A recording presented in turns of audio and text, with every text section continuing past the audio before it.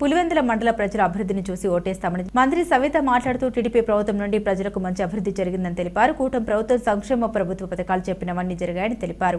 తల్లికి వందనం, రైతు భరోసా, స్త్రీలకు ఫ్రీ బస్సు, పెన్షన్ ఇటువంటి పథకాలు ఇంకా ఎన్నో ఎన్డీఏ ప్రభుత్వం అమలు చేసింది. కాబట్టి ప్రజలందరూ ఆనందంగా ఉన్నారు. అభివృద్ధి జరిగిందని చెప్పడానికి ఈ పథకాలే కారణమన్నారు.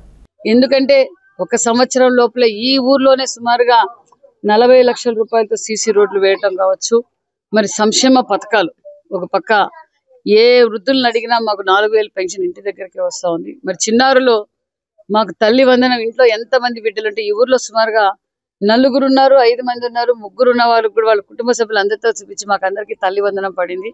మాకు చాలా సంతోషం. అదే విధంగా మరి ఆగస్టు 15వ తారీఖు నుంచి మహిళలకు అందరికీ రాష్ట్ర వ్యాప్తంగా బస్ ఛార్జీ ఫ్రీ, మరి అన్నదాత సుఖీభవ, ఒక పక్క అన్ని సంక్షేమ పథకాలు ఈరోజు మాకు అందే. మేము ఖచ్చితంగా అభివృద్ధికి ఓటేస్తాం అన్న విషయాన్ని కూడా ప్రజలు క్లారిటీగా చెప్పారు.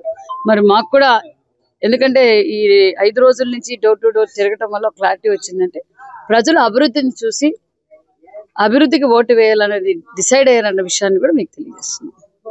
మధ్యాహ్నం కూడా super fine rice Lokesh Babu గారు ప్రతి స్కూల్స్ కి, మిడ్ డే మీల్స్ కి, హాస్టల్స్ కి సప్లై చేయడం. పిల్లల్లో కూడా గతంలో మేమంతా అన్నం పడేసే వాళ్ళము, ఇప్పుడు సంపూర్ణంగా భోంచేస్తున్నాం అన్న విషయాన్ని కూడా తెలియజేశారు. మేము పులివెందుల ఎన్నికల్లో, జెడ్పీటీసీ ఎన్నికల్లో మా క్యాండిడేట్ లతారెడ్డి గారు భారీ మెజార్టీతో గెలవబోతారన్న విషయాన్ని కూడా తెలియజేస్తారు. దాడులు చేసే పార్టీ మాది కాదు కదండి. అట్లా కాదండి. ఎవరు దాడి చేశారు? ఇప్పుడు వైసీపీ పార్టీ నుంచి టీడీపీ పార్టీకి వస్తే ఎవరిని బెదిరించారు? ఫోన్లతో సహా ఆధారాలు చెప్పాం. ఇక్కడ గతంలో వైసీపీ పార్టీ అధికారం ఉన్నప్పుడు మా పార్టీ ఉందని చెప్పి ఎంతో మంది ఇట్లాంటి ఇది కూడా దీంట్లో కూడా భలే, మరి ఈయన కూడా భలే. ఈరోజు వైసీపీ నుంచి టీడీపీకి వచ్చారు మా సోదరుడు. ఒక బిల్డింగ్ కి ఈరోజు ఎక్కడ చూసినా కాంట్రాక్టర్లు కావచ్చు, అయ్యో జగన్ అన్న చెప్పాడని చేశారు. చేసిన తర్వాత ఆ బిల్లులు రాక, ఆ బిల్లులేమో చేరే వాళ్ళకి చేరిపోయినాయి. మేమెవరిని బెదిరిస్తామండి? మాది బెదిరించే పార్టీనా? ప్రజాస్వామ్యబద్ధంగా మేము ఓట్లు అడుగుతున్నాం. అధికారంలో ఉన్నప్పుడు కూడా మేము ప్రజాస్వామ్యబద్ధంగా అడుగుతున్నాం. అధికారంలో ఉన్నప్పుడు వాళ్ళు ఏ విధంగా అయితే చేశారో, అధికారం లేనప్పుడు కూడా ఇప్పటికి నరుకుతామంటారు, పొడుస్తామంటారు, తొక్కుతామంటారు, తొక్కి చంపి కిడ్నీలు సప్లై చేస్తామంటారు. ఏంది ఇది?